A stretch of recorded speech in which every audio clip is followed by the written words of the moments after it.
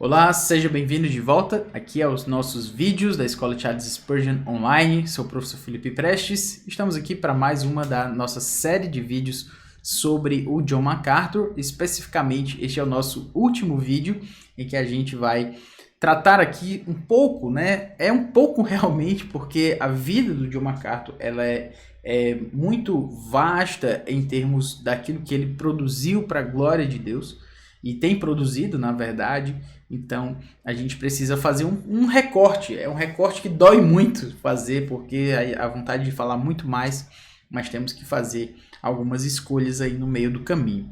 Então, falando sobre isso, nós temos aqui um título, né, trazido lá pelo livro do Ian Murray, que é um cesto de cartas, né? São as pessoas que chegam a comentar sobre aquilo que o ministério do John MacArthur fez de diferença na vida delas.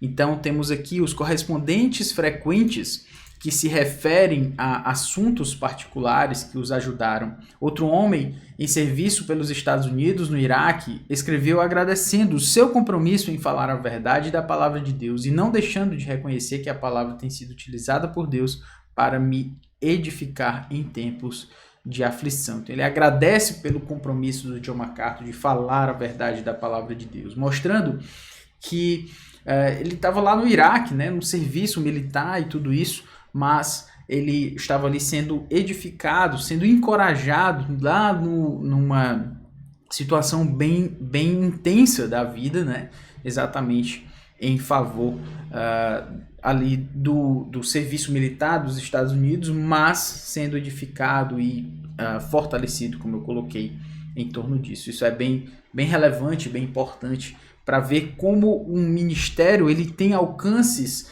que a gente nem consegue imaginar e como ele pode ser transformador para a vida de muita gente, o que Deus pode fazer, e certamente tem feito aí com o ministério do John MacArthur.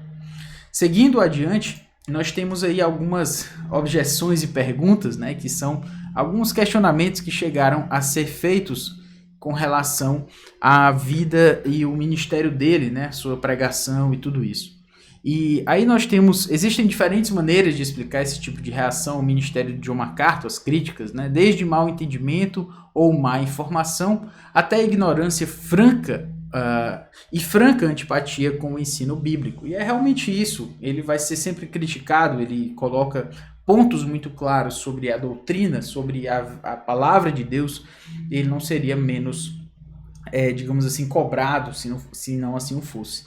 Um pastor do Brasil queixa-se, grande parte do tempo MacArthur insiste forçosamente em suas opiniões e lhe falta cordialidade com os que discordam dele.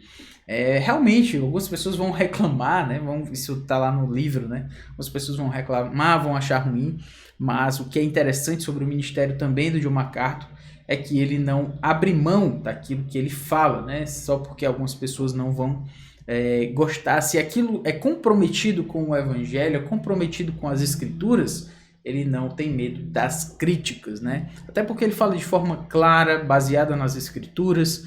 Então é como falar tendo Deus como aquele que está ali protegendo, né? Que está ali fortalecendo. Então é diferente de falar suas próprias opiniões nesse sentido, né? Então, algumas críticas a John MacArthur vêm de homens que são agradecidos por sua liderança evangélica, embora expressando divergências, como o exemplo do Dr. Samuel Waldron, que se opôs a MacArthur num ponto secundário de doutrina, mas pode falar sobre ele como um dos meus heróis dos tempos modernos. Amo John MacArthur e dou graças a Deus por seu ministério. Isso é fantástico. Alguém que é sério com relação às escrituras não vai criticar o John MacArthur de forma leviana só porque discorda dele em um ponto secundário, certo? Não vai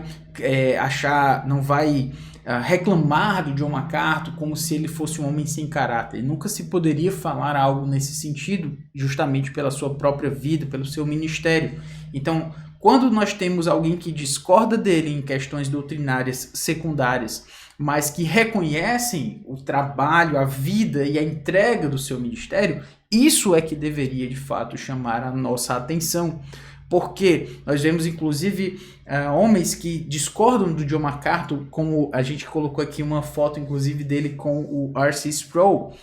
John MacArthur ia pregar na conferência do Renewing Your Mind, lá da conferência Ligonier, que é a conferência do ministério do R.C. Sproul, enquanto o Sproul estava aqui conosco, né, hoje ele está na glória, mas estava ali sempre ministrando, e o John MacArthur ia várias vezes na conferência lá do Sproul.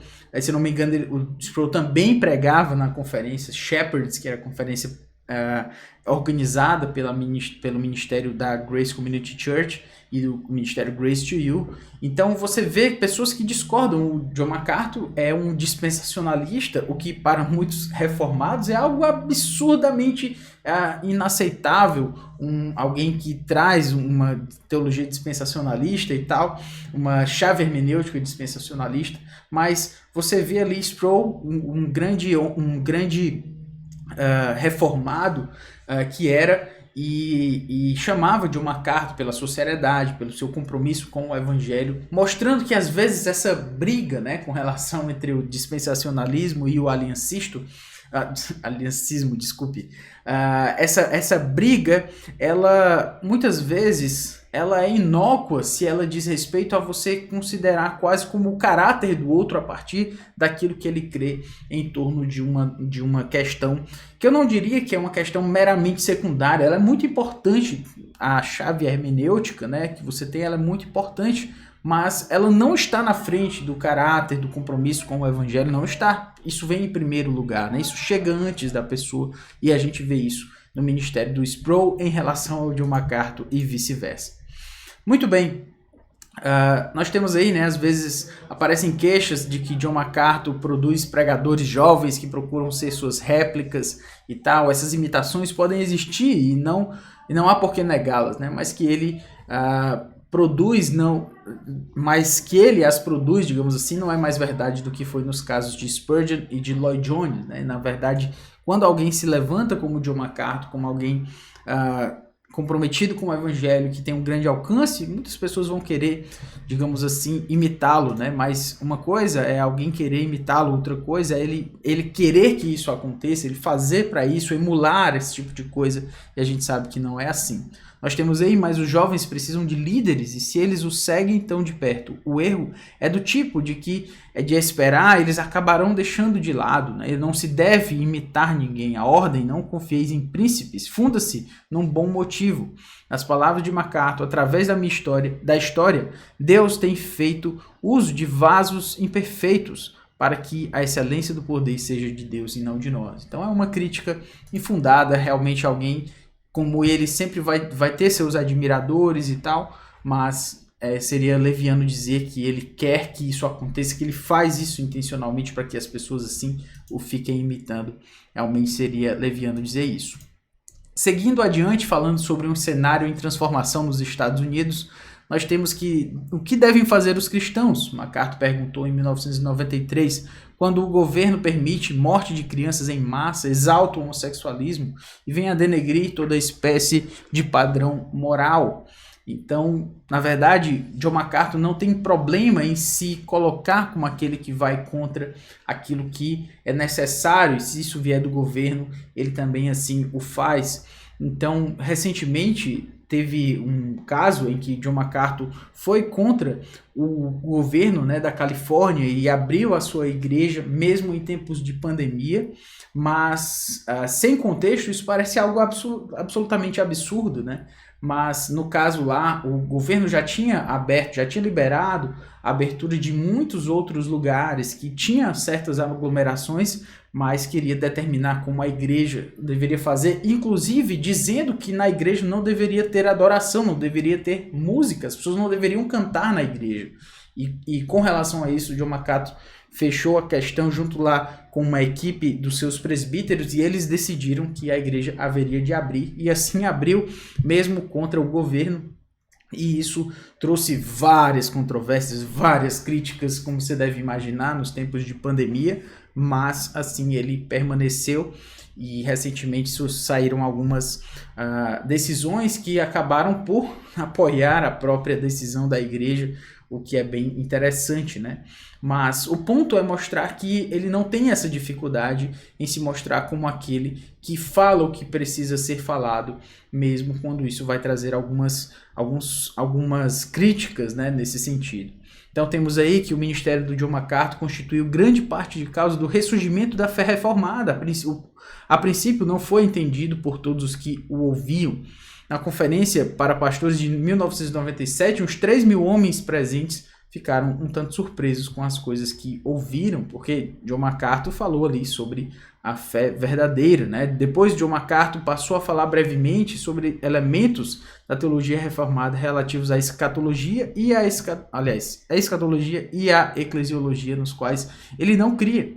Ele continua resoluto em sua convicção de que o batismo é só para crentes, para os que têm condições de crer, né? Então, John MacArthur não poderia ser, para muitos, né, não poderia ser considerado como um reformado, mas para outros ele contribuiu muito para a fé reformada, né, para o ressurgimento da fé reformada. Então fica essa questão aí. E não é meu propósito também aqui definir o que é reformado e o que não é, mas na verdade é mais uma prova de que a fé desse homem, o ministério, o caráter, a vida dele chega antes de questões como essas, né? Então, de fato, ninguém pode dizer que ele não contribuiu. Na verdade, se ele não contribuísse, não haveria, por exemplo, publicações de edições reformadas, de editoras reformadas publicando seus livros, né? Então, isso mostra que você não precisa ficar se comprometendo as suas crenças, a sua fé por questões menores, na verdade, quase como se você tivesse que ver o que é que as pessoas estão aceitando para eu poder falar, o que as pessoas estão aceitando para eu poder seguir falando. Não, você segue as suas convicções e ninguém pode falar que John MacArthur não traz as suas convicções. Na verdade, isso é o que mais chama a atenção nele, é a sua convicção. E eu queria concluir os nossos vídeos aqui falando exatamente sobre isso. Eu acho que o ministério do John MacArthur é um ministério de convicções e princípios. E eu acho que com as mídias, né, com tantas informações que chegam para nós, é muito tentador você esperar meio que tentar agradar o maior número de pessoas. E o que essas pessoas estão falando aqui para eu poder falar também e para poder ganhar aquilo que elas, ganhar a aprovação delas de alguma forma. E John MacArthur é um homem de convicções bíblicas, doutrinárias. Você pode discordar dele, você pode não gostar do jeito como ele falou, mas você nunca vai poder dizer que ele não é um homem de convicção e de princípios baseados então na palavra de Deus. Isso a gente nunca vai poder dizer contra ele, ninguém poderia dizer contra ele.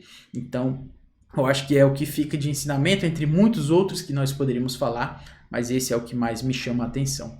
Foi um prazer para mim muito grande poder falar sobre tudo isso. Eu agradeço a Deus pela oportunidade, também a Escola Charles Spurgeon por tornar isso possível, né? Poder fazer essa série de vídeos, e que Deus nos abençoe a todos. Orem pela vida do John MacArthur, pelo seu ministério também, para que Deus continue trazendo muitos frutos através daquilo que ele tem produzido para a sua glória. É isto, um grande abraço e até a próxima. Valeu!